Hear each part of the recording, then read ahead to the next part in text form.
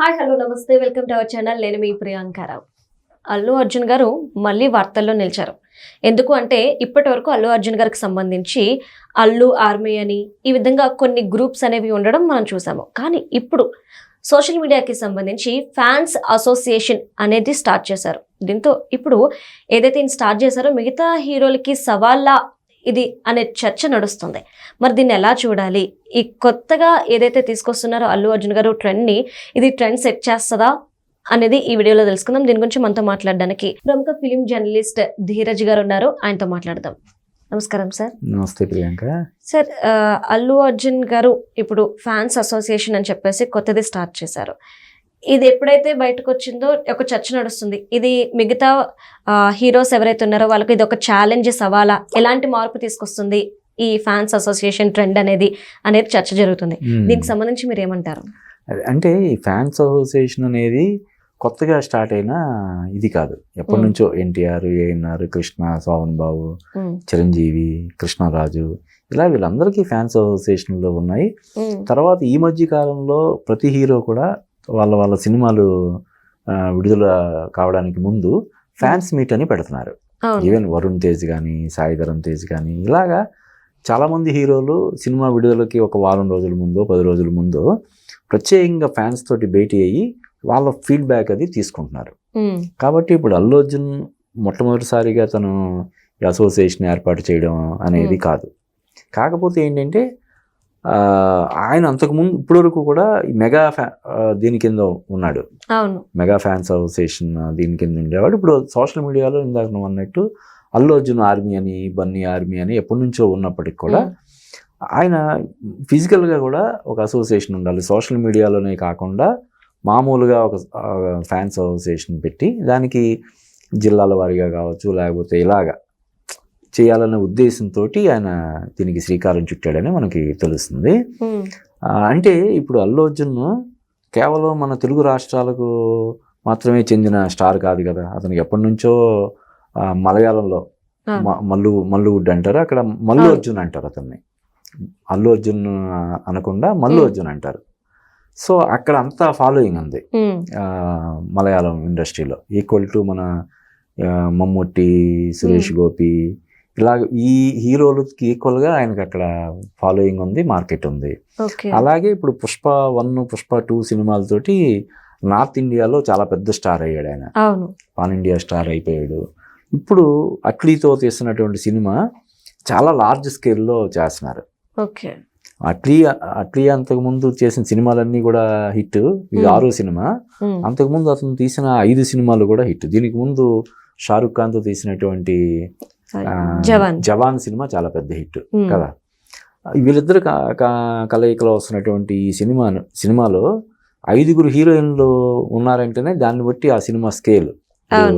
ఈ మధ్య కాలంలో భారీ ప్రాజెక్టుల నుంచి తప్పుకుందని చెప్పి ప్రచారంలో ఉన్నటువంటి దీపికా పదుకునే ఉంది, రష్మిక, మృణాల్ ఠాకూర్, జాన్వీ కపూర్, ఇలాగా 5-6 పెద్ద హీరోయిన్లు ఉన్నారు. అంటే దాన్ని బట్టి ఆ సినిమా ఏ స్కేల్లో దాన్ని తెరకెక్కిస్తున్నారనేది మనం అర్థం చేసుకోవచ్చు. సో వీటన్నిటి దృష్ట్యా ఆయన తన ఫ్యాన్ బేస్ని ఇంకా స్ట్రాంగ్ చేసుకోవడం కోసం ఈ అసోసియేషన్ దీన్ని స్టార్ట్ చేశాడని మనం చెప్పుకోవచ్చు. దీనివల్ల మిగతా హీరోలు సవాలను లేకపోతే మరో అలాగే మనం అనుకోవాల్సిన అవసరం లేదు. ప్రతి హీరో కూడా ఇప్పుడు ఈ ఫ్యాన్స్ తోటి టచ్లో ఉండడం, సోషల్ మీడియాలో కానీ లేకపోతే ఇతర మాధ్యమాల ద్వారా కానీ టచ్లో ఉండడం అనేది ముందు నుంచి నడుస్తుంది. కాకపోతే ఇప్పుడు దీనివల్ల ఇంకొంచెం జాగ్రత్తలు వాళ్ళు తీసుకోవాల్సిన అవసరం ఉంటుంది. ముఖ్యంగా యాక్చువల్గా అట్లీ ప్రాజెక్టు కన్ఫర్మ్ అయిన వెంటనే ఆ సినిమాకి గాను అల్లు అర్జున్ 175 కోట్లు రెమ్యూనరేషన్ అని చెప్పి అప్పట్లోనే దాన్ని లీక్ చేశారు.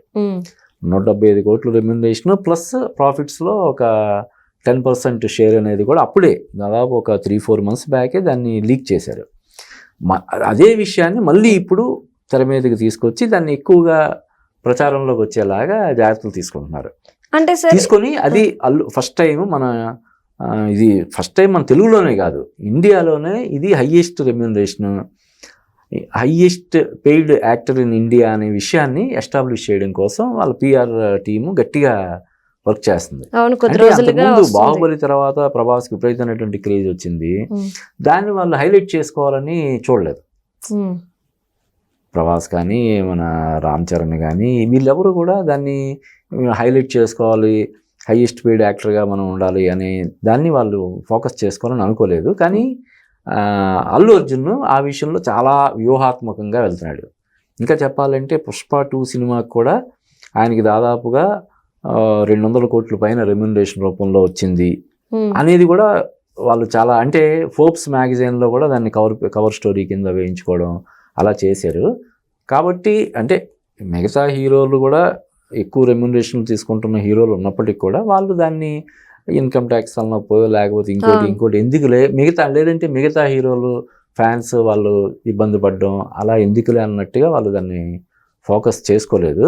కానీ అల్లు అర్జున్ టీం మాత్రం దీన్ని చాలా స్ట్రాటజిక్గా హైలైట్ చేసి ఇప్పుడు ఇండియాలోనే highest paid hero Allu Arjun అని అందరికీ తెలిసేలాగా, ఒక నిజమైనా కూడా కొంతమంది ఏం చేస్తారు దాన్ని పెద్ద హైలైట్ చేసుకోవాలని చూడరు.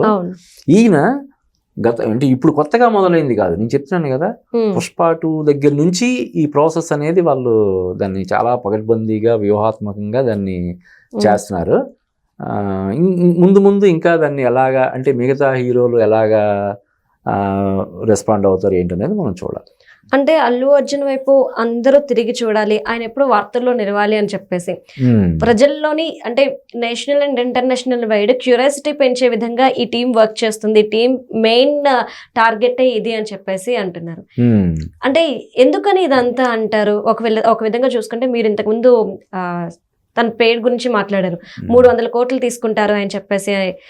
సంధ్య థియేటర్ ఇన్సిడెంట్ తర్వాత అట్లీ గారు మూవీ అనౌన్స్ అయిన తర్వాత ఒక ప్రచారం నడిచింది. కానీ తర్వాత చూస్తే రీసెంట్ గా టీం వచ్చిన తర్వాత 175 కోట్లు మాత్రమే అల్లు అర్జున్ తీసుకుంటాడు. అది పుష్ప 2 సినిమాకి వచ్చిన రెమ్యూనరేషన్, అది కరెక్ట్ ఫిగర్ గుర్తులేదు కానీ 250-300 కోట్లు అన్నారు. ఎందుకంటే ఆ సినిమా దాదాపుగా 2000 కోట్లు కలెక్ట్ చేసింది అన్నారు. కాబట్టి ఆ సినిమాలో తనకి లాభాల్లో వాటాగా ఇవ్వాలనే ఒక కండిషన్ ఉంది. కాబట్టి ఆ సినిమాకి గాను తనకి అంత వచ్చింది. ఈ సినిమాకి అట్లీ సినిమాకి 175 కోట్లు అన్నది ముందు నుంచి వాళ్ళు అందులో 150 అనో లేదంటే 200 అలా కాకుండా 175 అనేది రిజిస్టర్ అయ్యేలాగా చాలా జాగ్రత్తలు తీసుకున్నారు. అందువల్ల ఈరోజు మనం దాని గురించి మాట్లాడుకుంటున్నాం.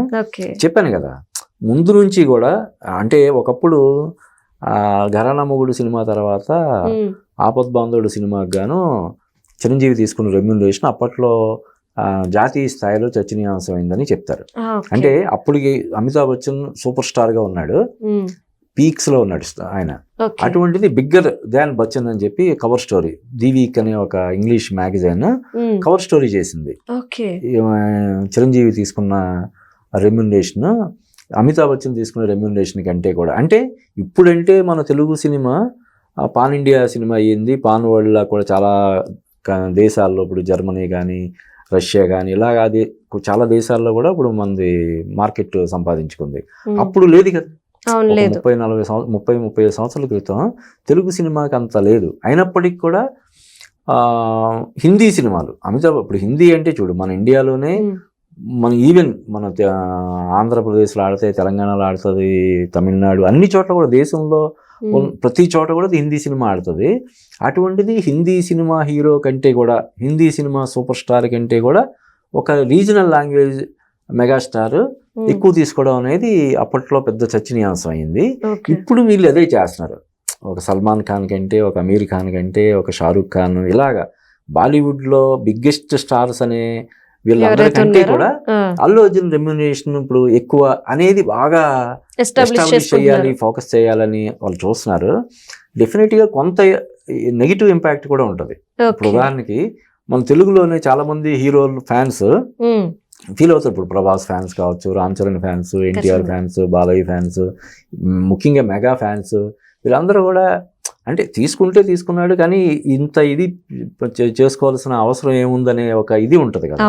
కానీ ఆ నెగిటివ్ దాన్ని తట్టుకొని కూడా ఈయన దాన్ని ఎస్టాబ్లిష్ చేసుకోవాలని ఒక గట్టి ప్రయత్నం చేస్తున్నాడు. ఇప్పుడు హిందీ హీరోల కంటే కూడా నేను పెద్దవాడిని, గొప్పోడిని. వాళ్ళకంటే కూడా ఎక్కువ రెమ్యునరేషన్ తీసుకుంటున్నానని చెప్పడం అంటే పరోక్షంగా వాళ్ళు రెచ్చగొట్టడం కదా.